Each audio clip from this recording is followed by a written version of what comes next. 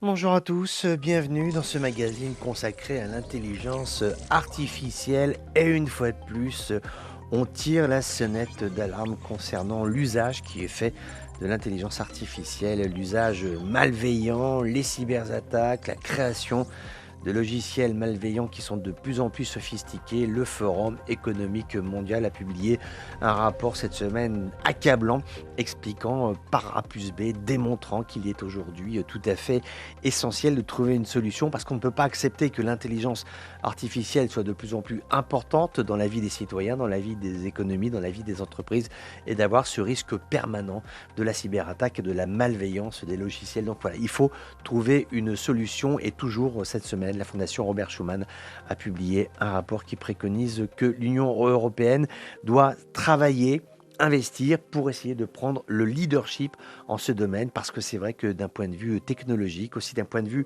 strictement réglementaire, il est important d'exercer un leadership au moins sur sa propre zone géographique puisque l'Europe ce sont quand même 27 pays qui travaillent ensemble, qui vivent aussi ensemble et ils veulent être aujourd'hui autonomes et travailler ensemble à la sécurité, au leadership et à l'autonomie des systèmes qui sont les leurs. Concernant les producteurs, comme chaque semaine, hein, on a toujours OpenAI qui est très actif, qui aujourd'hui dit avoir progressé dans ses capacités de dialogue et de génération de textes qui sont réalistes. On est toujours sur la production livresque qui est issue de la machine.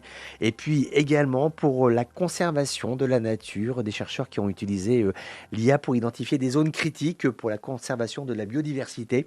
Ceci en Amazonie colombienne. L'idée générale, c'est qu'on fait une photo d'une région. Et donc, c'est l'intelligence artificielle qui va déterminer les régions qui sont les plus en souffrance pour l'avenir. L'avenir, justement, on va en parler avec Damien Bancal. C'est vrai qu'aujourd'hui, on a de plus en plus d'acteurs de ce secteur qui commencent à nous dire, mais finalement, est-ce qu'on ne pourrait pas prédire l'avenir? Est-ce que ce ne serait pas plus simple? Est-ce qu'il ne suffirait pas, au lieu d'ouvrir un livre de cartomancie, de consulter une boule de cristal, tout simplement se tourner vers l'intelligence artificielle? Est-ce que, Damien Bancal, vous pensez que ça pourrait fonctionner? Est-ce qu'on peut lire l'avenir avec l'intelligence artificielle? Alors, ce qui est intéressant avec l'intelligence artificielle, ce sont les milliards, les trilliards de données qu'elle emmagasine, qu'elle a lues, qu'elle a retenues, qu'elle a analysées, qu'elle a transformées en chiffres et qui permettent à la fin d'avoir des résultats selon ce qu'on lui demande. Et donc, du coup, prédire l'avenir, pourquoi pas? On le voit par exemple avec quelque chose de très simple, la météo. L'intelligence artificielle est capable, dans ses algorithmes, dans tous les calculs qu'elle a en mémoire et toutes les informations qu'elle a justement sur ses disques durs, on va simplifier ça comme ça, depuis des années, capable de dire demain, dans 15 jours, il fera beau ou mauvais temps. Mais c'est aussi, par exemple, les GPS, les outils qui nous permettent bien, de voyager plus ou moins sans encombre, avec un contrôle de l'intelligence artificielle sur la distance, le nombre de voitures, les feux rouges, le kilométrage, etc. etc. Après, est-ce que c'est capable de prédire l'avenir? C'est pas nouveau, hein. Déjà en 2023, on avait une intelligence artificielle qui s'appelait Live2Vec, qui annonçait être capable d'anticiper, par exemple, une maladie ou une date de décès. Voilà, c'est quand même là, par contre, plus inquiétant parce que on ne sait pas trop comment ils sortent quand même tout ce genre de choses. Mais quand même, c'est vrai que d'un point de vue, si on en reste sur votre exemple de la météo, on peut quand même dire avec d'énormes guillemets, on est bien d'accord, hein, mais avec d'énormes guillemets, on peut quand même dire qu'ils prédisent la météo, donc ils prédisent des événements qui vont se produire à l'avenir. Au moins sur ce point-là, factuellement, c'est vrai. Ah bah, il est clair, hein, on sait très bien, d'ailleurs c'est des scientifiques qui en avaient parlé au mois de septembre et octobre 2023, donc de l'année dernière. C'était des chercheurs de l'université de Carnegie Mellon et de l'université de New York. Ils l'ont dit très clairement. ChatGPT, avec son évolution, sera capable de prédire l'avenir, là, incessamment sous peu. Les scientifiques, ils n'en sont même plus surpris de cette affirmation. En plus, ils travaillent sur le sujet. L'intérêt, c'est quand même de savoir potentiellement, effectivement, pour la météo, et bien pour des prédictions, et pourquoi pas d'éruptions volcaniques, de tremblements de terre, de tsunamis, Mhm. de l'aspect aussi pandémie, de l'aspect d'une maladie. Voilà, ça sert aussi à prédire des choses pour nous protéger. Maintenant, à être capable de prédire quand est-ce que je vais potentiellement être immortel, Bien sûr, c'est bien une autre sûr. histoire. Oui. Pourquoi l'immortalité?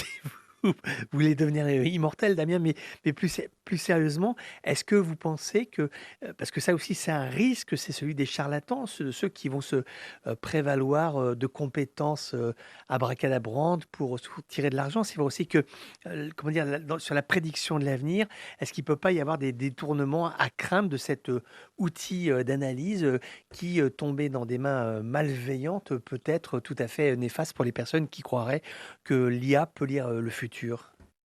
Bah, clairement, hein, on va prendre un exemple. Alors d'abord, les Américains ont inventé ce programme qui s'appelle LLM Time, qui lui se veut scientifique avec des garde-fous, mais on a déjà repéré aussi des voyants et des voyantes, le monsieur et madame Irma de la boule de cristal, qui vous disent, ben voilà, on va vous prédire l'avenir, parce qu'en plus on a un algorithme intelligence artificielle qui va nous y aider. En plus, on est en contact avec les cieux et les étoiles, et maintenant avec l'informatique. Oui, clairement, il faut dans tous les cas, il faut toujours faire attention avec des gens qui vous prédisent l'avenir. La plupart du temps, aucun n'est capable de savoir que vous n'êtes pas intéressé.